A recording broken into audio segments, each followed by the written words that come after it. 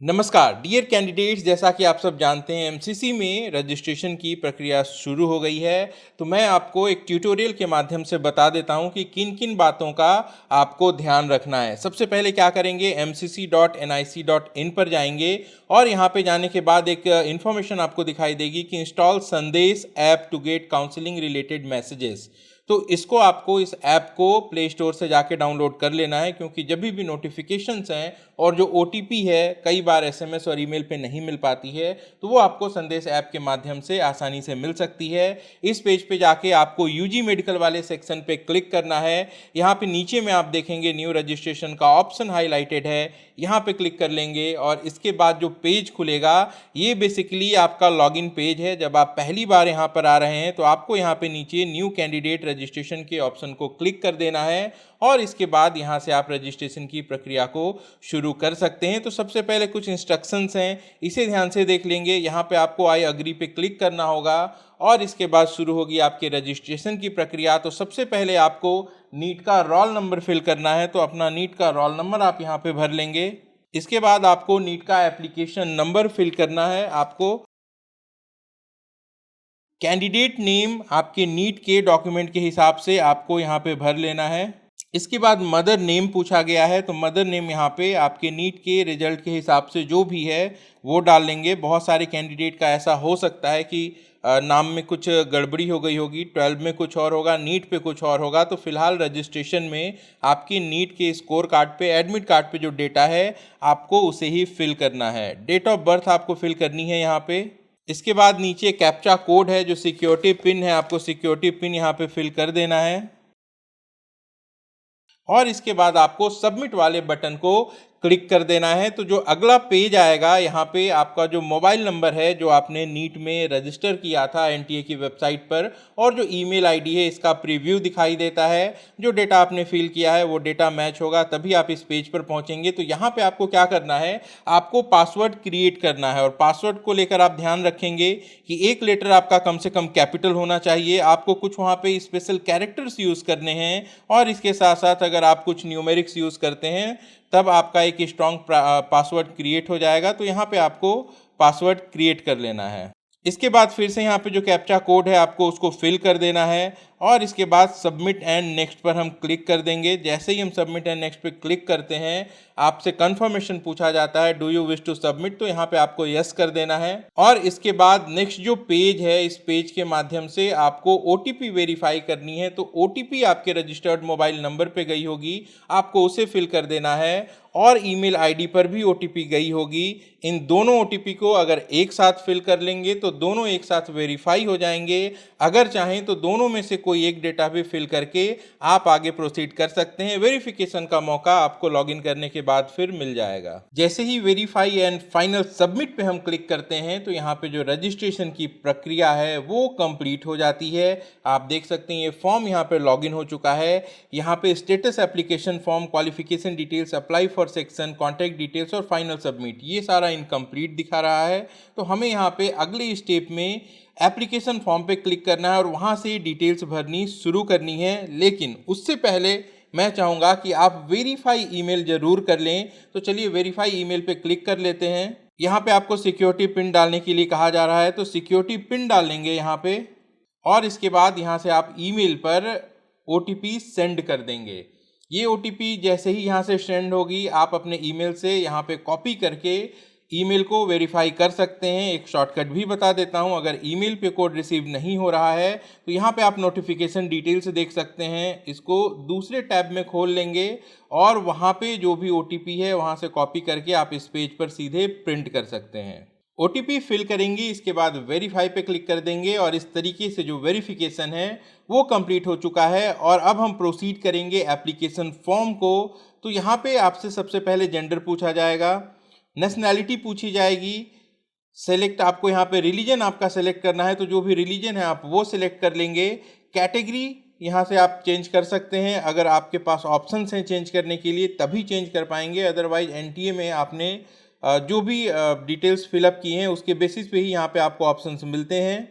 और इसके बाद यहाँ से आपसे पूछा जाएगा कि क्या आप एएफएमसी के लिए अप्लाई करना चाहते हैं। तो अगर अप्लाई करना चाहते हैं तो यहाँ पे यस कर देंगे, नहीं अप्लाई करना चाहते हैं तो यहाँ पे नो सिलेक्ट कर लेंगे और सेव एंड नेक्स्ट पर क्लिक कर देंगे। एक कन्फर्मेशन डायलॉग आएगा, यहाँ पे आपको यस कर देना है।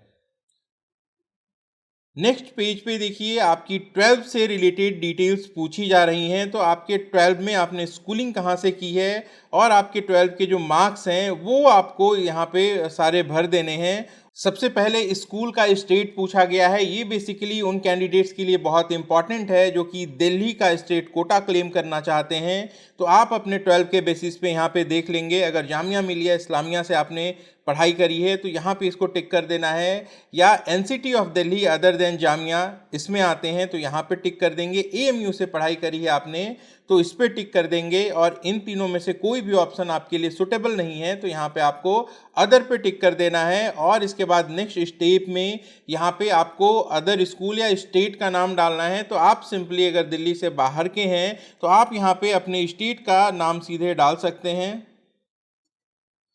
और यहाँ पे आपको पासिंग स्टेटस सिलेक्ट करना है, जो कि ऑब्वियसली यहाँ पे आप पास सेलेक्ट करेंगे। इसके बाद आपने किस ईयर में परीक्षा पास की है, ड्रॉप डाउन मेन्यू से आप वहाँ पे ईयर सेलेक्ट कर लेंगे।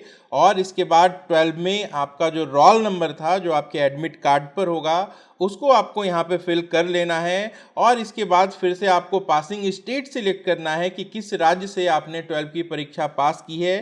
तो आपका जो भी सही ऑप्शन है यहाँ पे आप उसे सेलेक्ट कर लेंगे। स्कूल का नाम और एड्रेस भी यहाँ पे आप डाल देंगे, और एक बात का ध्यान देंगे कि नाम और एड्रेस में कोई भी स्पेशल कैरेक्टर नहीं होना चाहिए।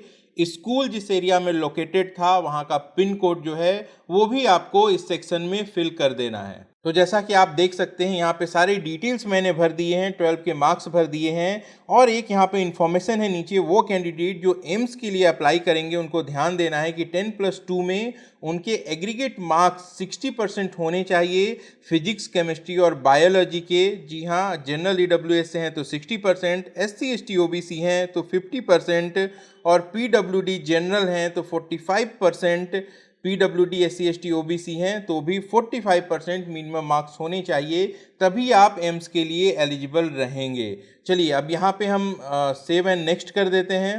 फिर से एक कंफर्मेशन डायलॉग पूछा जाएगा, इसको आपको यस कर देना है। और अगले पेज पे आपसे ऑप्शन पूछा जाएगा कि आप कौन कौन सी काउंसलिंग के लिए अप्लाई करना चाहते हैं। जिनको ऑल इंडिया कोटा 15% अप्लाई करना है वो यहाँ पे टिक करेंगे। 11,000 रुपये टोटल फीस उनकी कैटेगरी के हिसाब से यहाँ पे दिखाई देगी। अगर SC ST OBC से आते हैं तो यहाँ पे आपको 5500 रुपया दिखाई देगा। इसके साथ साथ ओपन सीट्स जो कि AIIMS, BHU, AMU, JIPMER, Jamia Millia की होती हैं उसके लिए भी अप्लाई करना चाहते हैं तो इसे भी टिक कर देंगे। BSc नर्सिंग के लिए अप्लाई करना चाहते हैं तो इसे भी टिक कर देंगे। और वैसे कैंडिडेट जो साथ में डीम्ड यूनिवर्सिटीज़ को भी अप्लाई करना चाहते हैं तो आप यहाँ पे भी टिक कर सकते हैं। तो यहाँ आप जैसे ही टिक करते हैं आप नीचे देखेंगे सिक्योरिटी डिपॉजिट का अमाउंट चेंज होके 2,05,000 रुपये हो चुका है। तो फिलहाल इस कैंडिडेट के लिए मुझे सिर्फ डीम्ड यूनिवर्सिटी के लिए रजिस्ट्रेशन करना है, तो मैं यहाँ पे बाकी ऊपर के 2 ऑप्शंस को अनचेक कर देता हूँ। तो ये आपके ऊपर है कि आप कौन कौन से ऑप्शंस यहाँ से लेके आगे चलना चाहते हैं। आर्म्ड फोर्स मेडिकल कॉलेज के लिए हमने पिछले पेज पे नो कर दिया था, ये कारण है कि ये ऑप्शन यहाँ पे हाईलाइटेड नहीं है। तो आप अपनी ज़रूरत के हिसाब से यहाँ पे ऑल इंडिया कोटा और ओपन सीट्स, जिनको गवर्नमेंट सीट करनी है उनको ये दोनों ऑप्शन यहाँ पे ज़रूर टिक करने हैं, और जिनको साथ में डीम्ड करना है या सिर्फ डीम्ड करना है वो इस ऑप्शन को यहाँ पे चेक कर सकते हैं। इसके बाद आपको सेव एंड नेक्स्ट पे क्लिक कर देना है। कंफर्मेशन पूछा जाएगा, यहाँ से आपको ओके कर देना है।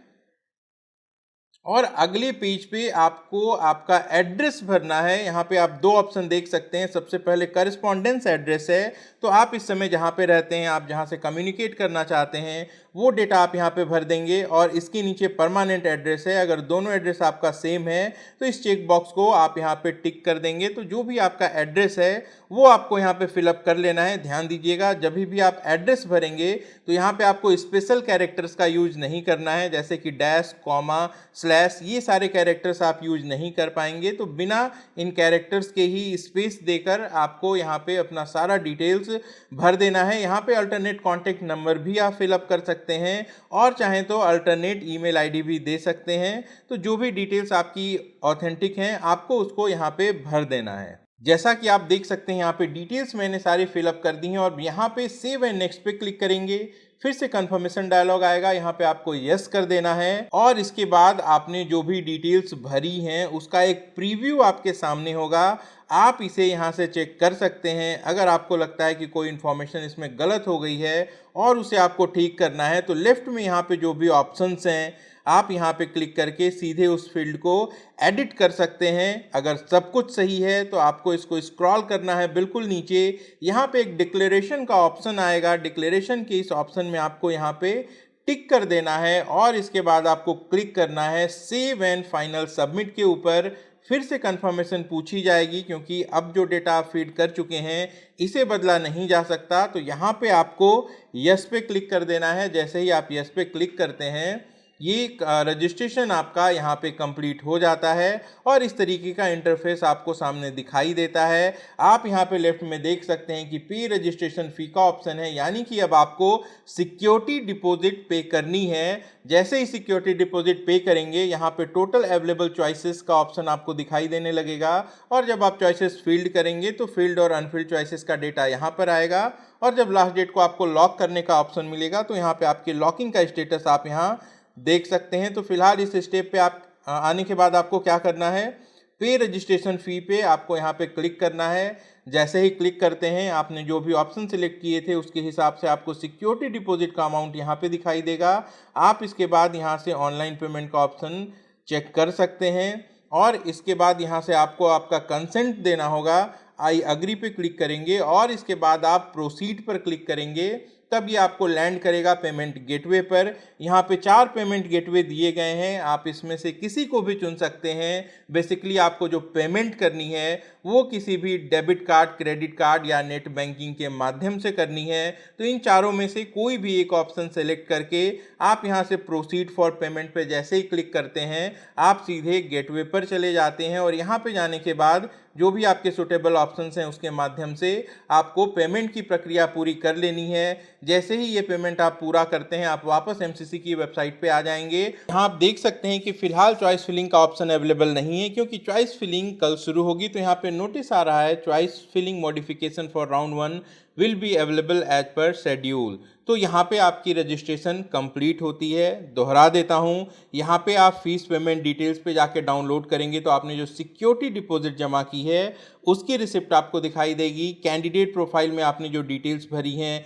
आप वो देख सकते हैं। जब चॉइस फिलिंग की प्रक्रिया चल रही होगी तो उसके लिए आपको चॉइस फिलिंग में यहाँ पे क्लिक करना है। अवेलेबल चॉइसेस टोटल जितनी होंगी आपके ऑप्शंस के हिसाब से जो भी आपने कैटेगरी चुनी है काउंसलिंग के लिए वो सारे डिटेल्स यहाँ दिखाई देंगे और जब रिज़ल्ट आएगा तो सीट अलॉटमेंट रिज़ल्ट आपको यहाँ पे देखने को मिलेगा और यहाँ से आप अपने डीम्ड के अलॉटमेंट को या फिर ऑल इंडिया कोटा के अलॉटमेंट को चेक कर सकते हैं। इसके बाद उसे डाउनलोड भी कर सकते हैं और उसी लेटर के बेसिस पे आपको कॉलेज में जाके एडमिशन की प्रक्रिया पूरी करनी है। तो ये थी एमसीसी के रजिस्ट्रेशन की प्रक्रिया। लाइक कर दीजिए इस वीडियो को, अच्छे से फॉर्म फिलअप करिए। इसके बाद भी कोई कन्फ्यूजन है तो आप कमेंट में पूछ सकते हैं। आप सबको बहुत बहुत शुभकामनाएं। अपना और अपनों का खूब ख्याल रखिएगा। नमस्कार, जय हिंद।